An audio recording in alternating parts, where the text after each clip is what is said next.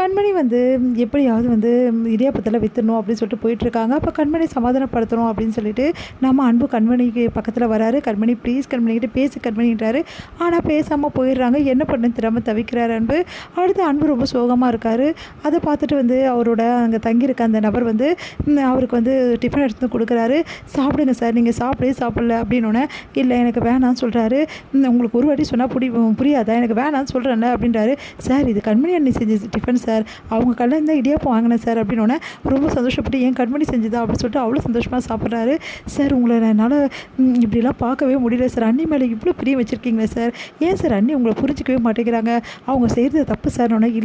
இல்லை அவங்க செய்கிறது தப்பு இல்லை, ஏன்னா வந்து நான் செஞ்சது தான் தப்பு, நான் பண்ண தப்புக்கு தான் இப்போ தண்டனை நான் அனுபவிக்கிறேன் அப்படின்னு சொல்லிட்டு கண் கலங்குறாரு நம்ம அன்பு. இங்கே வந்து கண்மணி என்ன பண்ணுறாங்க, ரொம்ப டென்ஷனாக இருக்காங்க. அப்போ கரெக்டாக வந்து எல்லாருமே வீட்டுக்கு வராங்க. நீங்கள் எதுக்கு இங்கே வந்தீங்க அப்படின்னு சொல்லிட்டு கண்மணி கேட்குறாங்க.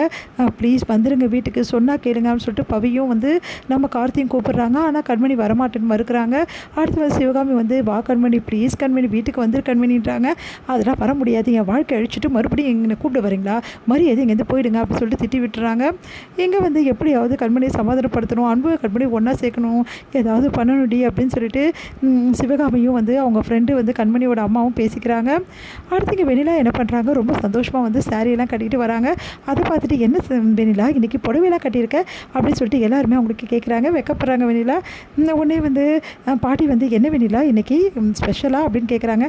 ஆமாம் பாட்டி, அன்பு மீட் பண்ண போகிறேன் அப்படின்னோடனே அதான் புடவையெல்லாம் கட்டியிருக்கியா, அன்புக்கு பிடிக்கும்ல புடவையெல்லாம், இப்படி தான் இருக்கணும், இந்த மாதிரி தான் அன்புக்கு என்னென்ன பிடிக்கும்னு பார்த்து நீ செய்ய ஆரம்பிக்கணும், அப்போ தான் கூடிய சீக்கிரம் அன்பு ஒன்று விரும்ப ஆரம்பிப்பான், கரெக்டு தான் நீ பண்ணுறது அப்படி சொல்லிட்டு பாட்டி சொன்னோன்னே தேங்க்ஸ் பாட்டி அப்படி சொல்லிட்டு ரொம்ப சந்தோஷமாக வந்து போகிறாங்க.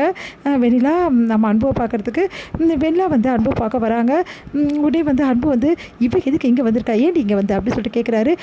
என்ன அன்பு உங்ககிட்ட கொஞ்சம் பேசணும் தான் வந்திருக்கேன், என்ன அன்பு நீங்கள் ஏன் அன்பு இப்படி கஷ்டப்படுத்தணும் அப்படின்றாங்க. அதை கேட்டுட்டு அதை சொல்ல நீ யார், மரியாதை இங்கேருந்து போயிடு, உன் மூஞ்சை பார்க்க முடியாம தானே நான் இங்கே வந்து இருக்கேன், மறுபடியும் ஏன்டி இங்கே வந்து தொல்லை கொடுக்குற, இங்கே பாருங்கள் அன்பு, ஒரு நிமிஷம் என்னை பாருங்களேன், ஒரே ஒரு நிமிஷம் என்னை பாருங்களேன், நான் எப்படி இருக்கேன்னு சொல்லுங்களேன், உங்களுக்காகவே நான் இப்படி கிளம்பி வந்திருக்கேன் அப்படின்னு சொல்லிட்டு அந்த புடவை எடுத்து காட்டுறாங்க. பாருங்கள் அன்பு, நான் எப்படி இருக்கேன், இப்போ உங்களுக்கு பிடிச்சிருக்குன்னு நினைக்கிறேன், எப்படியாவது கொஞ்சமாவது உங்களுக்கு கண்டிப்பாக என்னை பிடிக்கும் அப்படின்னு சொல்லி சொன்னோன்னே அப்படியே பார்க்குறாரு.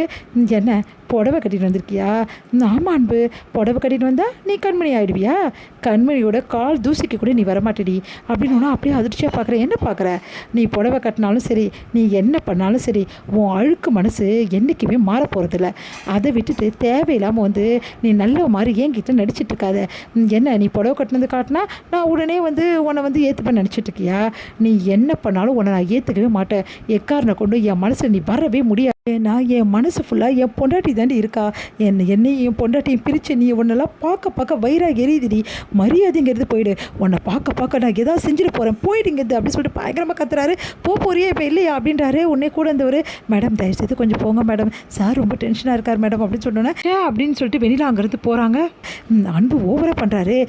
போகட்டும் எவ்வளோ நாளைக்கு இப்படி இருப்பார், நானும் பார்த்துக்கிறேன், கூடிய சீக்கிரம் அன்பு என் வழிக்கு வந்து தான் ஆகணும், இப்போ அன்பு தனியாக இருக்கிறாரு, அதனால் கூடிய சீக்கிரம் அன்பு என் பேச்சை கேட்டு என் கூட கண்டிப்பாக வருவார், எனக்கு அது நம்பிக்கை இருக்குது அப்படின்னு சொல்லிட்டு அங்கேருந்து போகிறாங்க வெண்ணிலா.